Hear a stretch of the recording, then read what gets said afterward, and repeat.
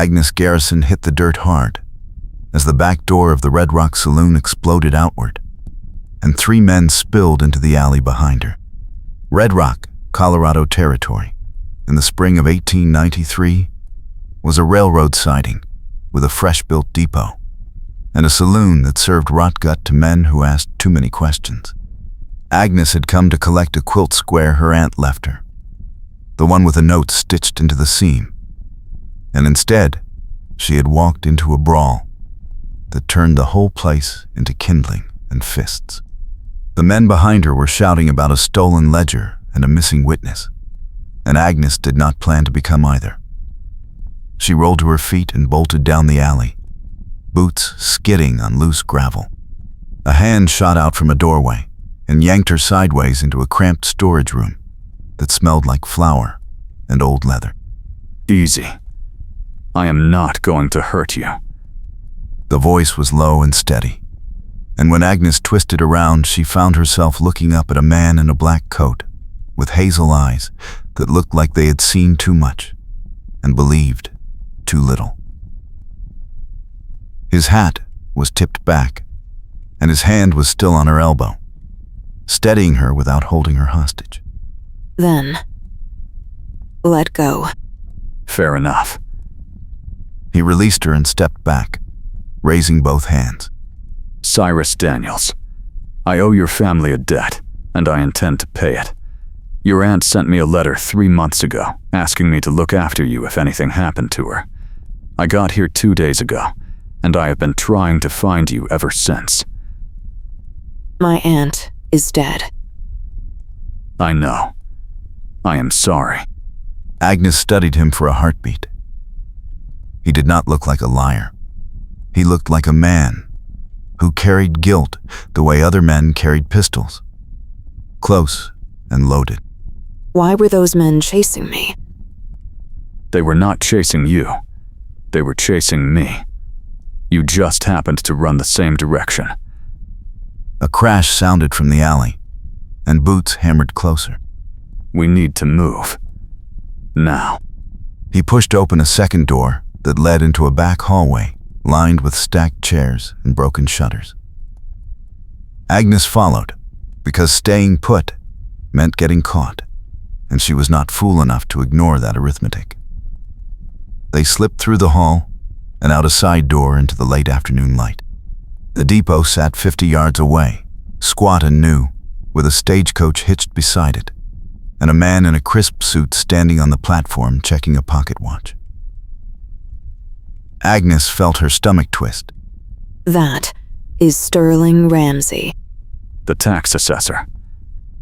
the corrupt tax assessor. He has been buying up claims and running people off their land with false paperwork. My aunt was going to testify against him before she died. Then, he is the reason those men are here. Ramsey snapped the watch shut and slipped it into his vest. The crack along the crystal face caught the light. Agnes had seen that watch before, the night her aunt died. Ramsey glanced their way, and his eyes narrowed. Cyrus grabbed Agnes by the wrist and pulled her around the corner of the livery stable. We cannot stay in town. He will have us arrested on some trumped-up charge, and we will disappear before the circuit judge arrives. I have a wagon at the edge of town. I was planning to leave tonight anyway. Then, we leave now. They moved fast, cutting through the gap between the stable and the feed store, and Agnes led him to a narrow, rutted path that curved behind the assay office. Her wagon was there, small and sturdy, hitched to a dun mare that stamped when she saw them. Agnes climbed onto the bench, and Cyrus swung up beside her. She snapped the reins, and the mare lurched forward, pulling them onto the trail that led east toward the canyon pass. Dust rose behind them, and the sun slanted low, painting the rocks in shades of amber and rust. They had gone maybe a mile when Agnes heard hoofbeats. They are coming. How many? 3. Maybe 4. Cyrus turned and looked back. 4 riders, spread out and closing the distance. He reached into his coat and pulled out a revolver, checked the cylinder, and set it on the bench between them. Can you shoot? Yes. Good. Because I am a terrible shot, and I would rather not test that today. Agnes laughed despite herself, a short bark of surprise, and Cyrus grinned for the first time since she met him. The grin did not last. The riders were gaining, and the trail ahead narrowed into a rocky draw that would slow the wagon to a crawl. Agnes saw the fork in the path and made a choice. She hauled on the reins and sent the mare plunging down a slope toward the river. The wagon bounced hard, jolting them both, and Cyrus grabbed the side rail to keep from pitching out. What are you doing? Buying us time. The river was shallow this time of year, but the ford was tricky, full of stones and sudden drops. Agnes drove the mare straight into it, and the water splashed up around the wheels. Halfway across, the left wheel caught on a submerged rock, and the wagon lurched to a stop. The mare whinnied and strained, but the wheel would not budge. Agnes swore under her breath, and Cyrus was already moving, dropping into the water and wading to the stuck wheel. Push when I lift. Agnes set the brake and scrambled down into the water beside him. The cold bit through her skirt and boots, but she ignored it. Cyrus counted to 3, and they heaved together. The wheel scraped, shifted, and broke free. Agnes hauled herself back onto the bench, and Cyrus vaulted up beside her, dripping and breathing hard. She whipped the reins, and the mare lunged forward, pulling them up the far bank just as the first rider reached the ford. A shot cracked, and the bullet whined past. Too close. Cyrus grabbed the revolver and fired back, not aiming to hit, but aiming to slow them down. It worked. The riders hesitated at the water, and Agnes put another 100 yards between them before the trail curved into a stand of cottonwoods. She pulled the wagon into the cover, and Cyrus jumped down, scanning the trees. We have maybe 5 minutes before they find us. Then we use it. Agnes reached under the bench and pulled out a leather satchel. Inside was the quilt square, neatly folded, and stitched into the corner seam was a line of thread that did not match the rest. She tugged it loose, and a scrap of paper fell into her palm. The handwriting was her aunt's, tight and careful. It listed 3 names, 3 dates, and a location: the old mining claim west of Red Rock. Cyrus leaned over her shoulder to read it, and his breath stirred the loose hair at her temple. Your aunt was tracking his land grabs. She was building a case. This proves he has been filing false assessments and claiming abandoned properties that were not abandoned. If we can get this to the circuit judge when he arrives next week, Ramsey is finished. If we survive that long, Hoofbeats sounded again, closer now. Agnes stuffed the paper back into the satchel, and Cyrus grabbed her hand, pulling her into the trees. They left the wagon behind and moved fast, weaving between the cottonwoods and ducking under low branches. The ground sloped upward, and Agnes felt her lungs start to burn. Cyrus did not slow. He kept her hand locked in his, and only released it when they reached a rocky outcrop that gave them cover and a clear view of the trail below. They crouched side by side, breathing hard, and watched the riders circle the wagon. One of them dismounted and searched it, found nothing, and remounted. After a tense minute, they turned back toward town. Agnes let out a breath she did not know she was holding. they are giving up. No. They are reporting back to Ramsey. He will know we have the evidence now. Then we need to move tonight. Agreed. Cyrus looked at her, and something shifted in his expression. Something careful and guarded giving way to something warmer. You are good under pressure. You are not bad yourself, for a preacher's son who cannot preach. How did you know that? My aunt mentioned it in a letter. She said you tried to follow your father into the pulpit, but the words would not come. They still will not. I can talk to one person just fine, but put me in front of a congregation, and I freeze. Good thing we are just two people then. He smiled at that, a real smile this time, and Agnes felt her chest tighten in a way that had nothing to do with running. They stayed on the outcrop until the sun started to sink and the light turned orange and soft. Then they climbed down and circled back to retrieve the wagon. The mare was still there, cropping grass and unbothered. Agnes checked the satchel. The paper was safe. Cyrus helped her back onto the bench, and this time, when he sat beside her, their shoulders brushed, and neither of them moved away. The trail led them west, away from Red Rock, and toward the mining claim her aunt had marked. The night came on cool and clear, full of stars, and Agnes kept the mare at a steady walk to save her strength. Cyrus sat quiet beside her, watching the trail and the shadows. Why did you really come here? You did not know my aunt well. I knew her well enough. She helped my father when he was dying, and she never asked for payment. I told her I would return the favor if she ever needed it.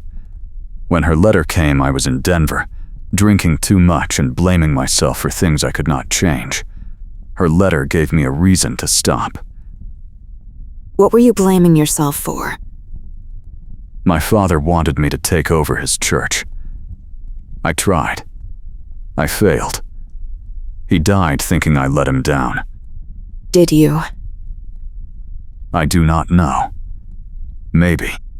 Agnes reached over and touched his wrist, just briefly, and then pulled her hand back. My aunt used to say that some debts are paid in action, not words. You are here. That counts. I hope so. They rode in silence for a while, and then the trail narrowed again, hemmed in by canyon walls that rose steep and dark on both sides. The air smelled like dust and sage. Agnes felt the first prickle of unease when she saw the fresh hoof prints in the dirt. Too many, and too recent. She pulled the mare to a stop, and Cyrus tensed beside her. Ambush. Before he finished the word, riders appeared on the ridge above them, silhouetted against the stars. 4 men, maybe 5, and one of them raised a rifle. Agnes did not wait. She slapped the reins and the mare bolted forward, plunging into the narrow gap between the canyon walls. A shot echoed, and rock chips sprayed from the wall beside them. Cyrus grabbed the back of the bench and twisted around, firing twice to keep the riders off balance. The canyon curved, and the walls closed in tighter, forcing the wagon to slow. Agnes saw the gap ahead, a slim passage that opened into a wider basin, and aimed for it. The wheels scraped rock on both sides, but they made it through. The basin was ringed by low hills and dotted with scrub.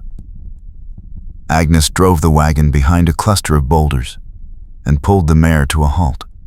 Cyrus jumped down and pulled her after him, keeping low. The riders came through the gap a moment later, slower and more cautious now. Agnes counted 5. One of them was Sterling Ramsey, sitting tall in the saddle with his cracked pocket watch in his hand. He flipped it open, checked it, and snapped it shut. Ramsey called out, his voice smooth and cold. Miss Garrison. Mr. Daniels. I know you are here. Let us make this simple.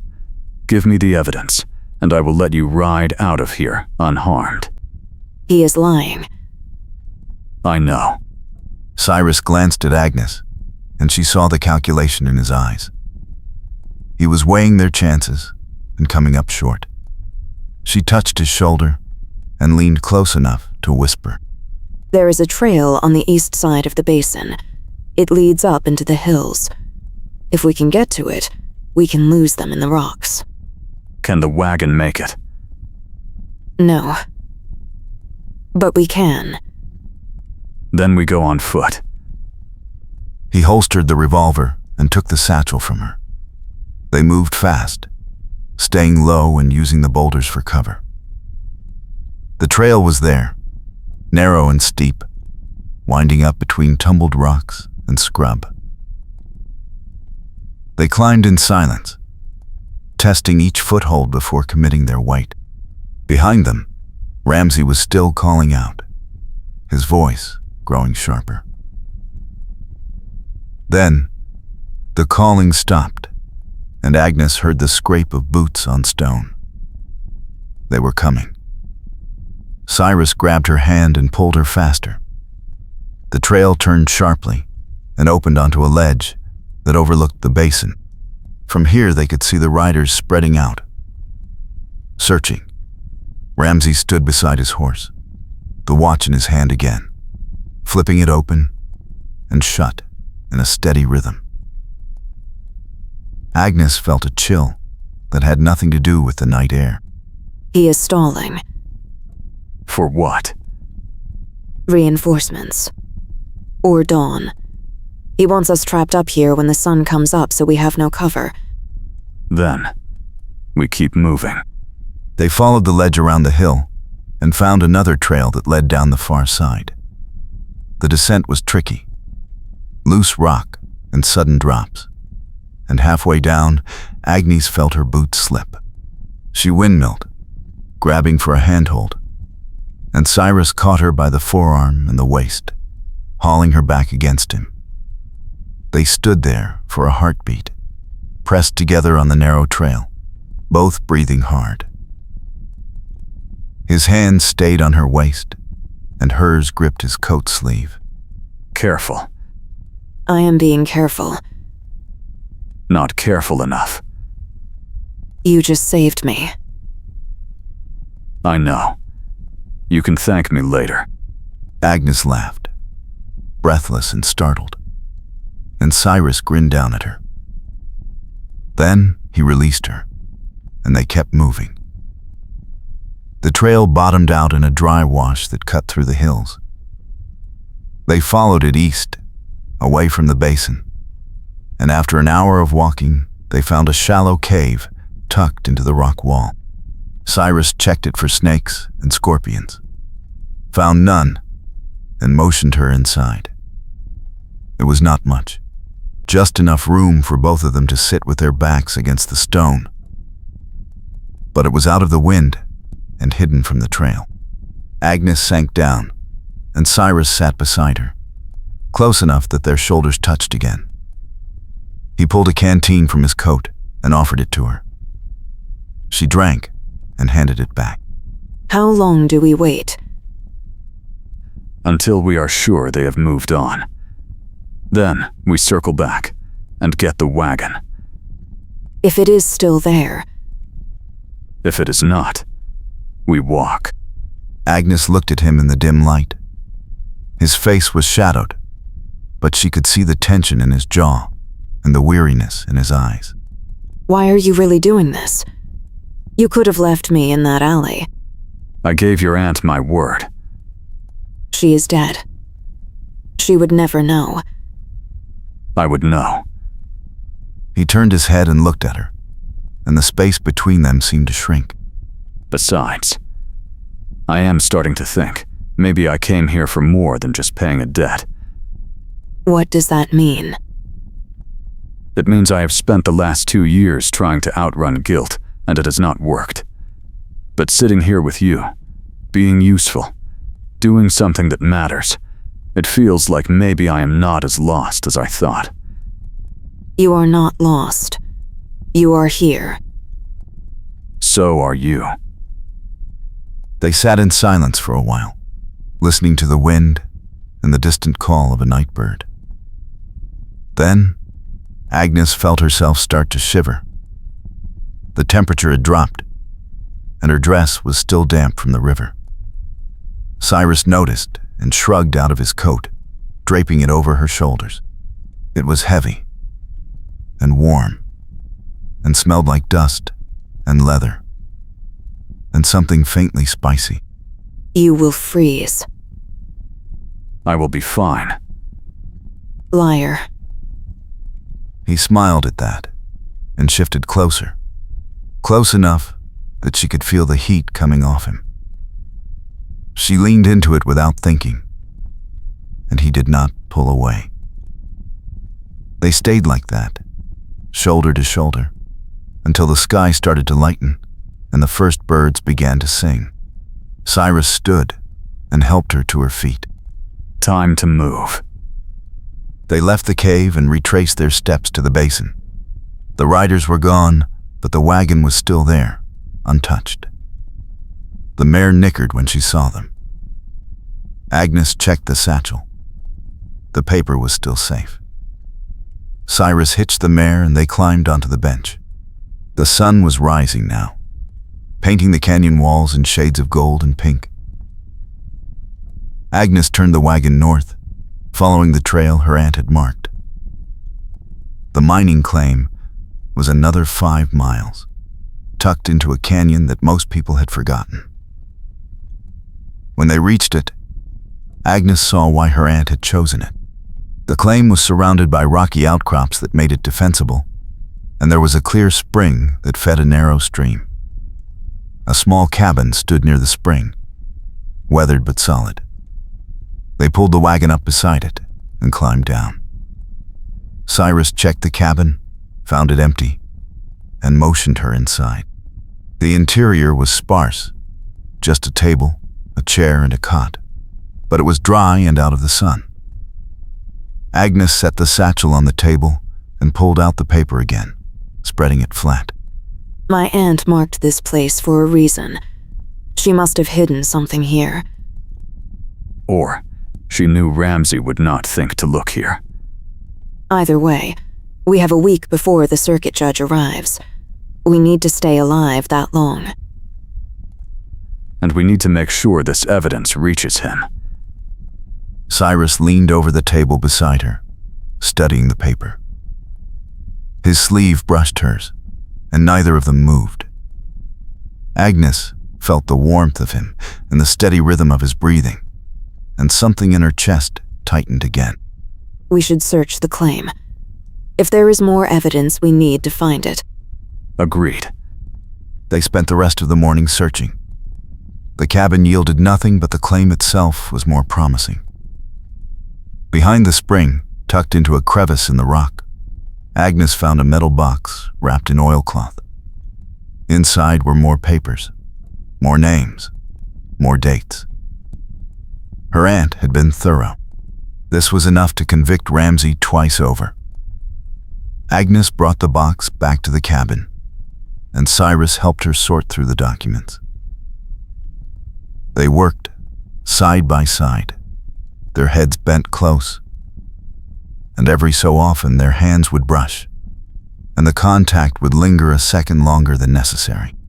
By midday, they had organized everything, and Agnes felt a surge of hope. We have him. If we can deliver it. We will. Cyrus looked at her and smiled, and this time, it reached his eyes. You sound sure. I am.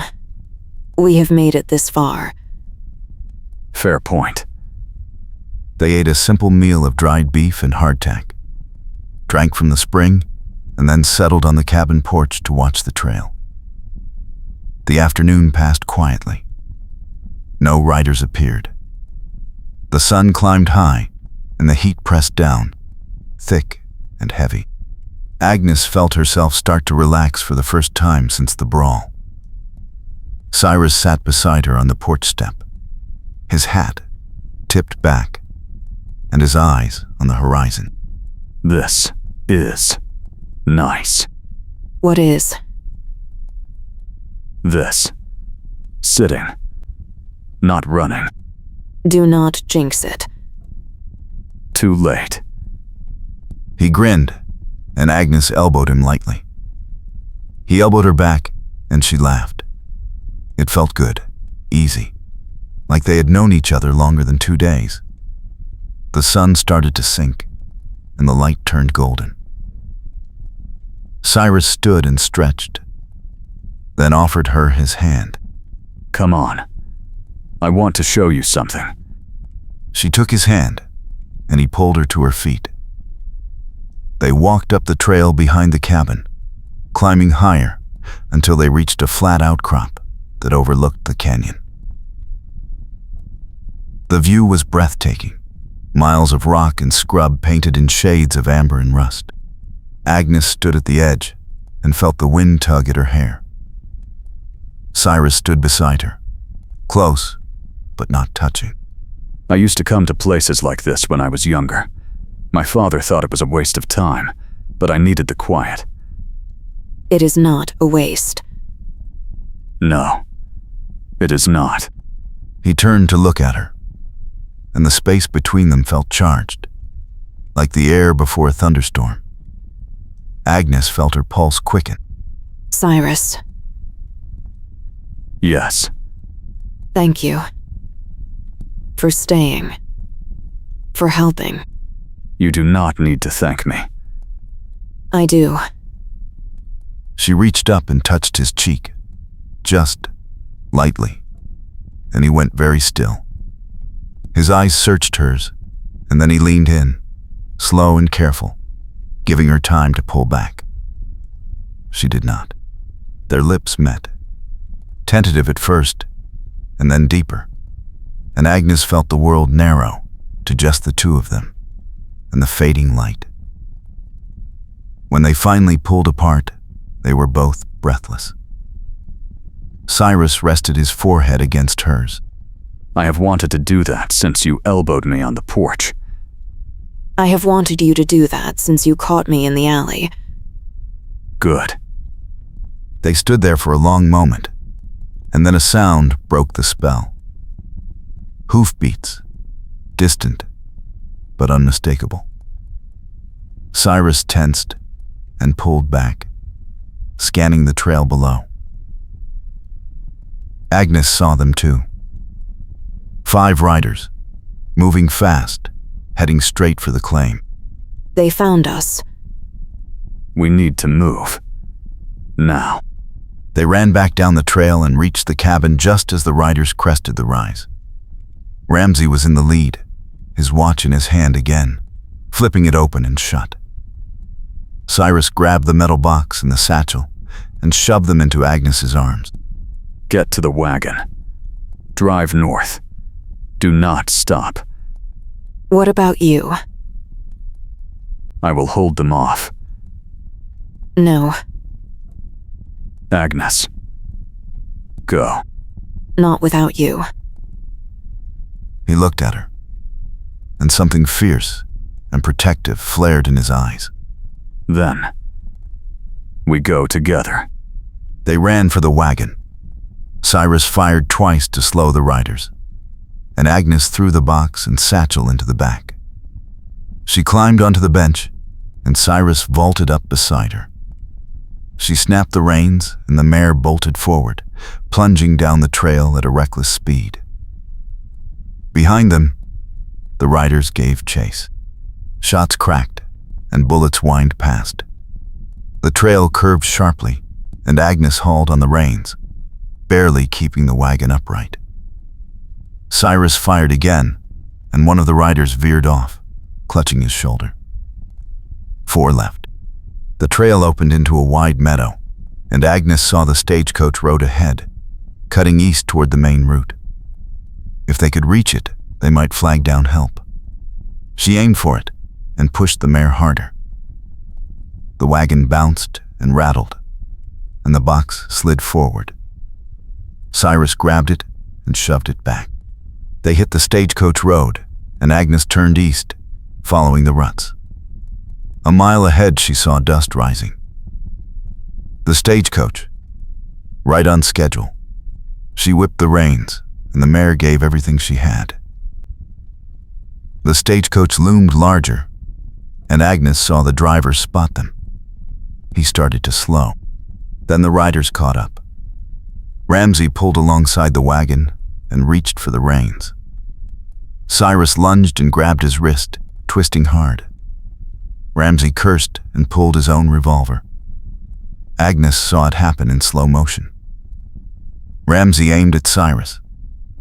Cyrus shoved her down. The shot cracked. Cyrus grunted and slumped against the bench. Agnes screamed his name and grabbed him, one hand on the reins and the other pressing against his side where blood was already seeping through his shirt. He was conscious, barely, and his hand closed over hers. Keep driving. You are hurt. I know. Keep driving. Agnes turned back to the road and saw the stagecoach had stopped. The driver and the guard were climbing down, both armed. The riders saw them too and hesitated. Ramsey snarled and wheeled his horse around, spurring it back the way they came. The other riders followed. The stagecoach guard ran to the wagon and helped Agnes pull Cyrus down. The driver brought water and a clean cloth. Agnes pressed it against the wound, and Cyrus hissed through his teeth. You are going to be fine. Do you hear me? You are going to be fine. I hear you. Good. Because I am not done with you yet. Good. The stagecoach guard knelt beside them and checked the wound. It was a graze, painful but not deep. He bandaged it quickly and helped Cyrus sit up. Agnes stayed close, her hand on his shoulder. The guard asked what happened, and Agnes told him everything. When she finished, the guard nodded and helped them load the box and satchel into the stagecoach. The guard spoke quietly. We will take you into Red Rock. The circuit judge arrived early. He is at the depot right now. Ramsey will run. Not if we get there first.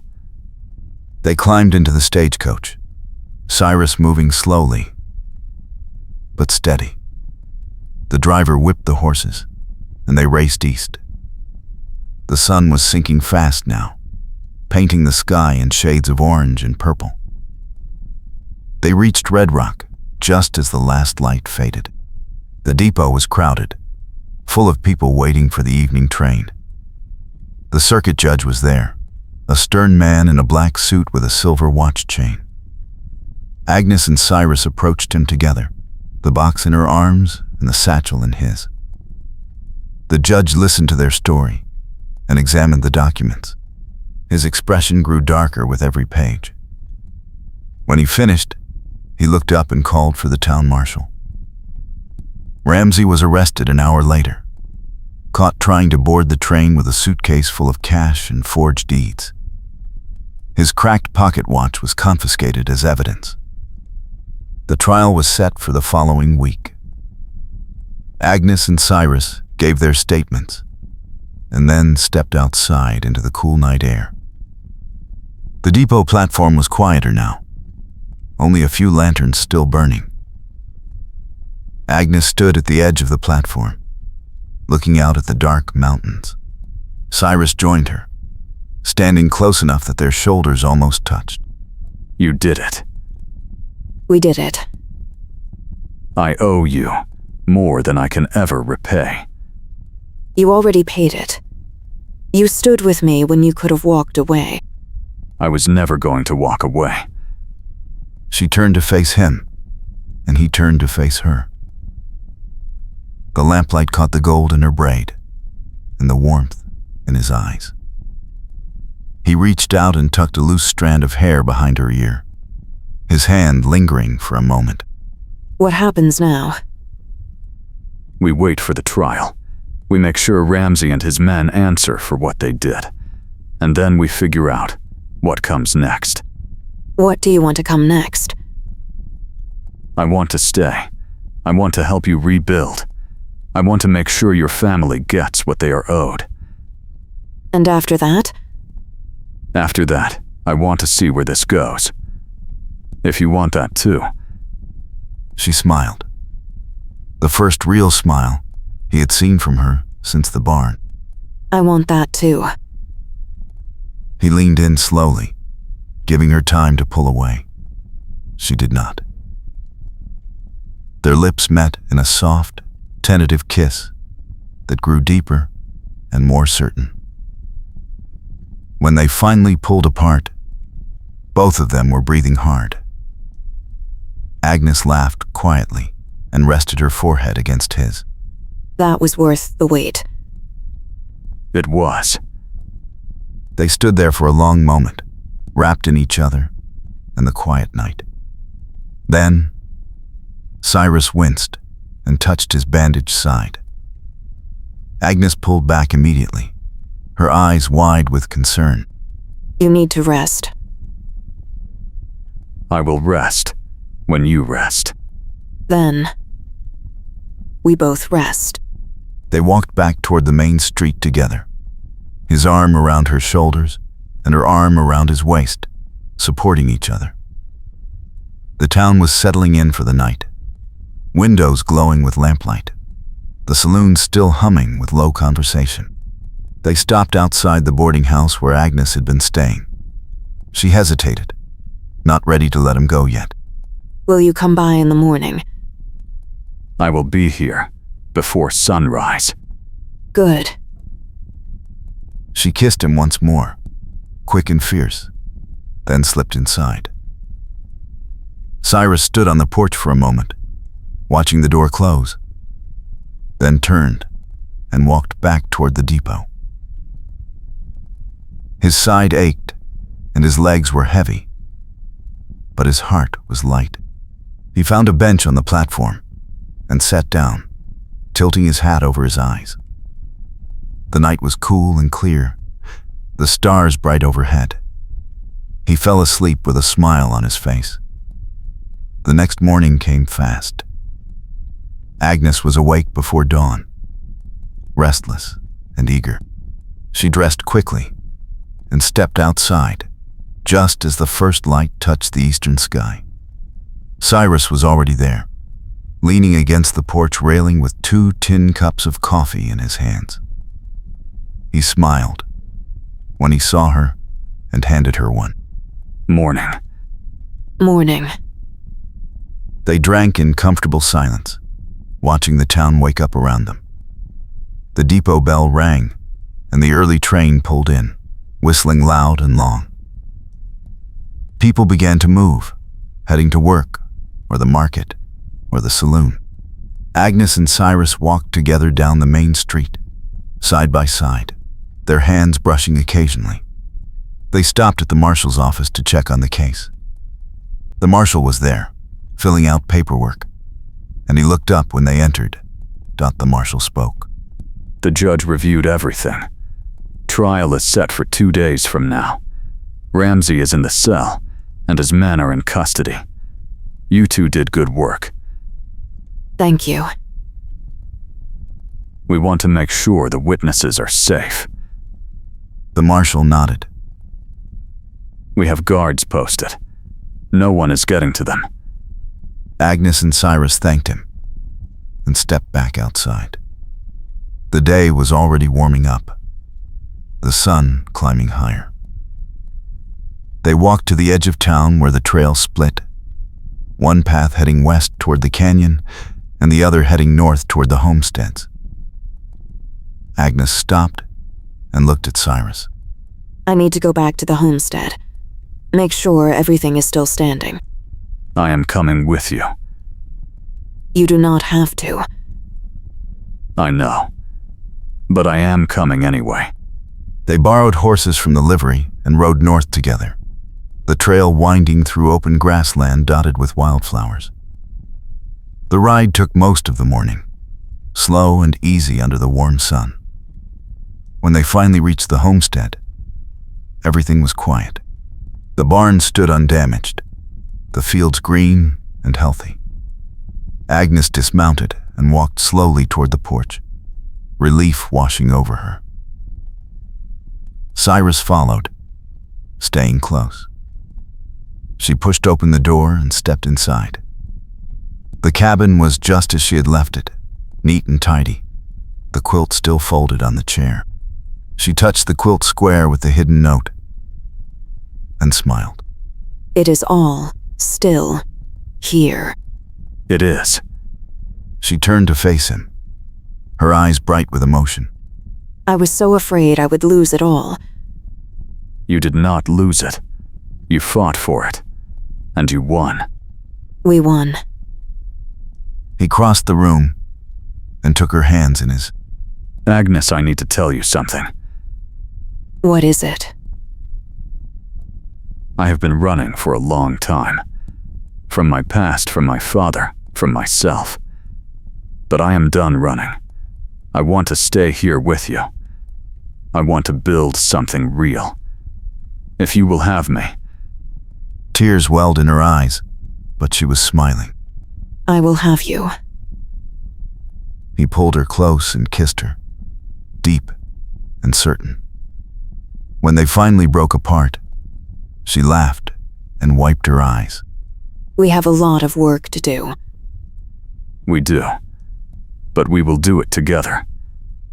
They spent the rest of the day at the homestead, checking the fences and the water lines, and making a list of repairs. The sun was high and hot, but they worked side by side, easy and comfortable. By late afternoon, they were both dusty and tired, but content. They sat on the porch steps, sharing a canteen of cool water and watching the wildflowers sway in the breeze. Agnes leaned her head on his shoulder, and Cyrus wrapped his arm around her. Do you think Ramsey will go to prison? I do. The evidence is too strong, and the judge does not like corruption. Good. They sat in silence for a while, the world peaceful and warm around them. Then, Cyrus spoke quietly. What will you do after the trial? I will file the inheritance claim. Get the land officially in my name. And then I will start planting.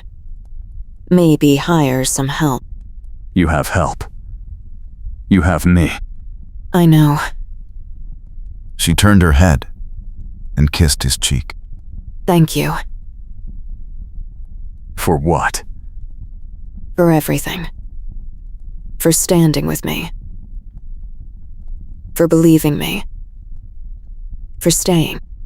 I am not going anywhere.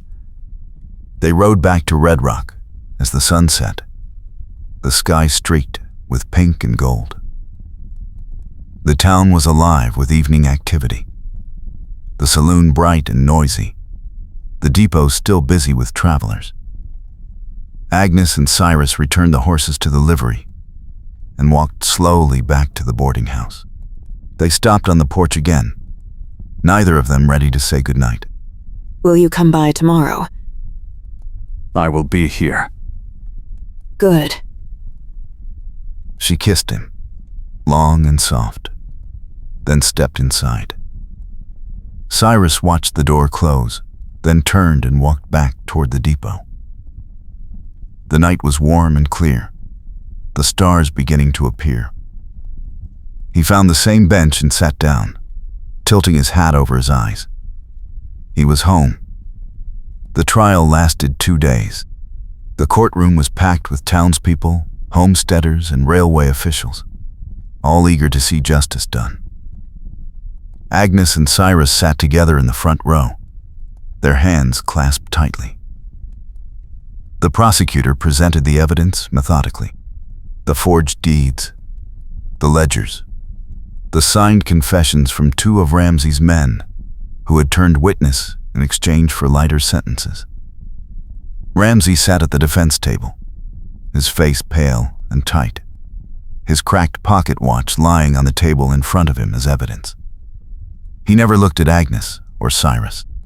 The defense tried to argue that Ramsey had been misled by his subordinates, but the judge cut them off sharply. The evidence was clear. On the second afternoon, the jury returned after less than an hour. Guilty on all counts. Fraud, conspiracy, attempted theft of property, and conspiracy to commit violence. Ramsey was sentenced to 15 years in the territorial prison. His accomplices received shorter sentences, but all of them were going away. When the gavel fell, the courtroom erupted in applause. Agnes turned to Cyrus, tears streaming down her face, and he pulled her into his arms. They held each other tightly, relief and joy washing over them both. Outside the courthouse, the afternoon sun was bright and warm. Agnes and Cyrus stood on the steps, surrounded by well-wishers and friends. The town marshal shook their hands and congratulated them. The circuit judge stopped on his way to the depot and told Agnes that her inheritance claim would be processed immediately. She thanked him, her voice shaking with emotion. When the crowd finally dispersed, Agnes and Cyrus walked slowly back toward the main street. They stopped at the edge of the depot platform and looked out at the town, the mountains beyond, the endless sky. It is over. It is. What now? Now we go home. Home. Your homestead. If you will have me. She smiled, her eyes shining. I will have you. They rode out that evening, the sun sinking low and painting the world in shades of gold and amber. The trail was familiar now, easy and comfortable. They reached the homestead just as the last light faded. Agnes dismounted and stood on the porch, looking out at the fields and the barn and the wide open sky. Cyrus joined her, standing close, his hand resting on the small of her back. It is beautiful.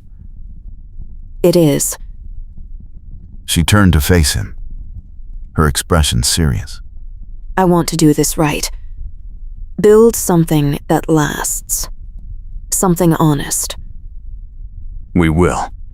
He took her hands in his and looked into her eyes.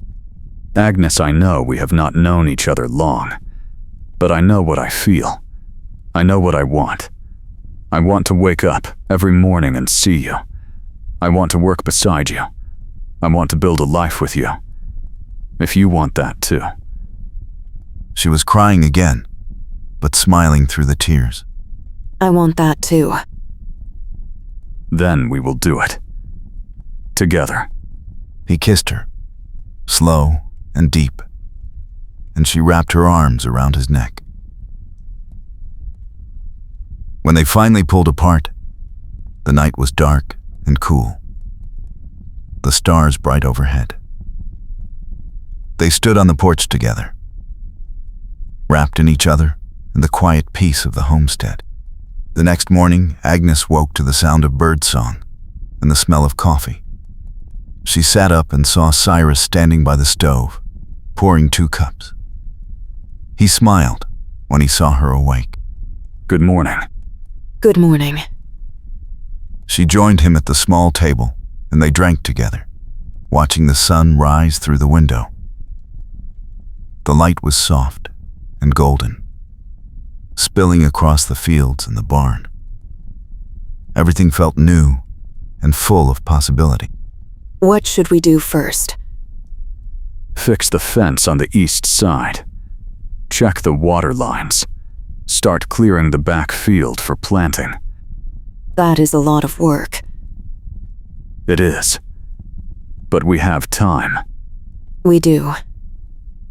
They finished their coffee and stepped outside together. The morning was warm and clear, the sky a deep, endless blue. They walked out to the fields hand in hand, the wildflowers bright and fragrant around them. Cyrus stopped, and turned to face her, his expression serious but warm. I love you, Agnes. Her breath caught, and she smiled, tears prickling her eyes. I love you too, Cyrus. He pulled her close and kissed her, long and deep, the world falling away around them. When they finally broke apart, they stood together in the golden morning light, ready to face whatever came next. Together, the days that followed were filled with hard work and quiet joy. Agnes and Cyrus rose with the sun each morning and spent the daylight hours rebuilding what Ramsey had tried to destroy. They repaired fences, cleared brush from the irrigation ditches, and prepared the back field for the spring planting. Every evening they sat together on the porch, watching the sunset paint the mountains gold and purple, their hands clasped and their hearts full. Word spread quickly through Red Rock about what they had done. Families who had lost their land to Ramsey's schemes began to return, bringing with them hope and determination.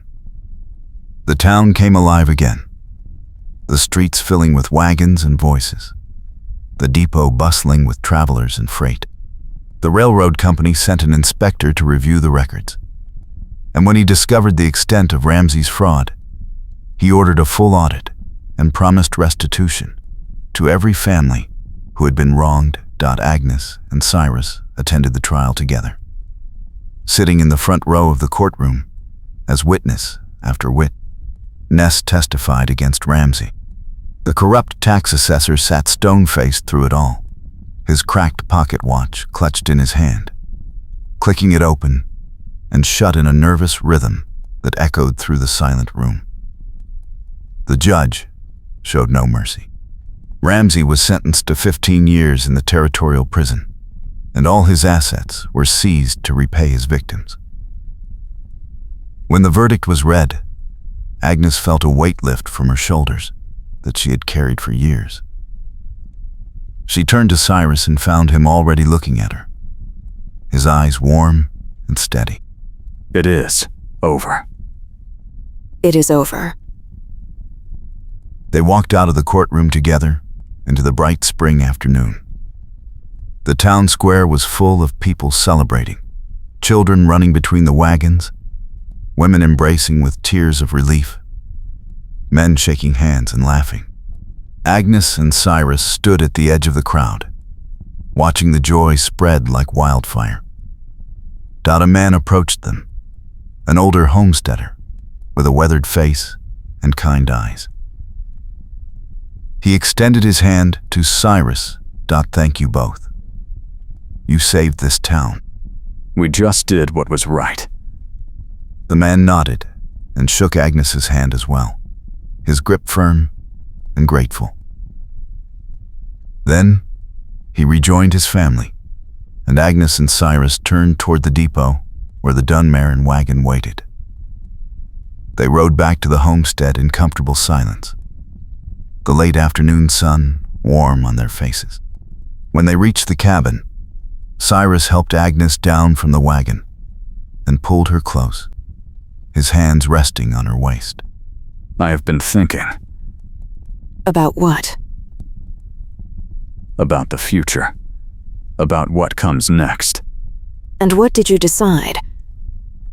I decided that I want to spend every day of it with you, building this place, raising horses, maybe teaching at the church on Sundays if the Reverend will have me. He will have you. And I will be there, in the front pew, every week. Will you marry me, Agnes? Her breath caught and tears spilled down her cheeks. She nodded, unable to speak for the rush of emotion filling her chest. Yes. Yes, I will marry you. He kissed her then, deep and tender, and when they broke apart they stood together in the golden light, holding each other close. The wind whispered through the wildflowers, and the distant mountains glowed purple in the fading sun. Everything felt right. Everything felt like home, They spent the next weeks preparing for the wedding. The town rallied around them, the women bringing fabric for a dress, the men building benches for the ceremony, the children picking wildflowers to decorate the church.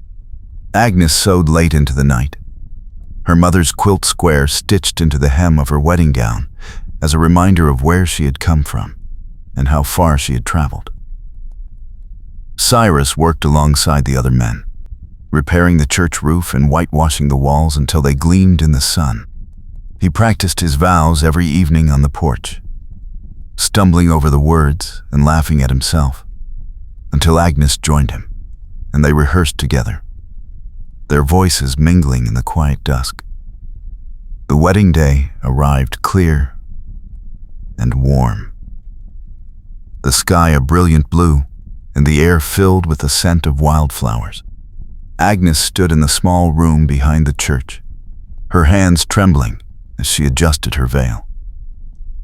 The dress was simple, but beautiful, the cream lace catching the light, the quilt square a small patch of color at the hem. She took a deep breath and stepped outside. Cyrus was waiting at the altar, dressed in a new black suit, with a white shirt and a silver bolo tie.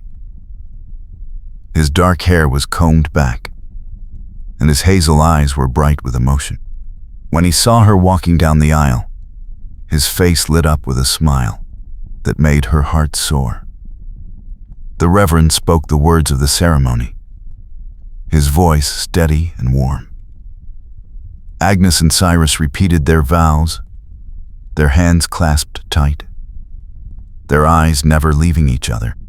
When the Reverend pronounced them husband and wife, Cyrus pulled her into his arms and kissed her, and the church erupted in cheers and applause. They walked out into the sunshine together, hand in hand, and the whole town followed them to the homestead for the celebration. Tables were set up in the yard, laden with food and drink, and a fiddler played cheerful tunes while the children danced, and the adults laughed and toasted the newlyweds. As the sun began to set, Agnes and Cyrus slipped away from the crowd and walked out to the porch. They stood together, watching the sky turn from gold to purple, the first stars beginning to appear overhead. I cannot believe this is real. It is real. We are real. I love you, Agnes Daniels. I love you too, Cyrus. He wrapped his arms around her, and they stood together in the warm evening air, the sounds of laughter and music drifting from the yard, the future stretching out before them full of promise and hope. They had faced danger and deception, betrayal and fear, and they had come through it together, stronger and more certain than ever. Now they stood on the porch of their home, ready to face whatever came next, side by side, heart to heart, for the rest of their lives. The weeks that followed were filled with hard work and simple joy. They rose with the sun each morning and worked the land together, planting crops and mending fences, tending the animals and repairing the barn. Every evening they sat on the porch and watched the sunset, sharing stories and dreams. Planning the seasons ahead, Agnes proved herself a skilled homesteader, her Swedish upbringing giving her knowledge of crops and weather that Cyrus had never learned. She taught him how to read the clouds and predict the rain, how to rotate the fields and conserve water during the dry spells. He listened carefully and learned quickly, grateful for her wisdom and her patience. Cyrus used his carpentry skills to build new shelves in the cabin and a sturdy table for the kitchen. He repaired the porch steps and replaced the broken shingles on the roof. Agnes watched him work, admiring his steady hands and his quiet determination, and she felt a deep contentment settle over her like a warm blanket. The town of Red Rock began to recover from Ramsey's schemes. The families who had lost their claims filed appeals with the circuit judge, and most of them won their land back. The stage line was rerouted through the town again, bringing new travelers and new business. The depot buzzed with activity, and the general store stayed open late to accommodate the crowds. Agnes and Cyrus became fixtures in the community, known for their kindness and their willingness to help anyone in need. They organized barn raisings and harvest festivals, and they opened their home to travelers who needed a place to rest. The homestead became a gathering place, a symbol of hope and resilience, in a town that had almost lost everything.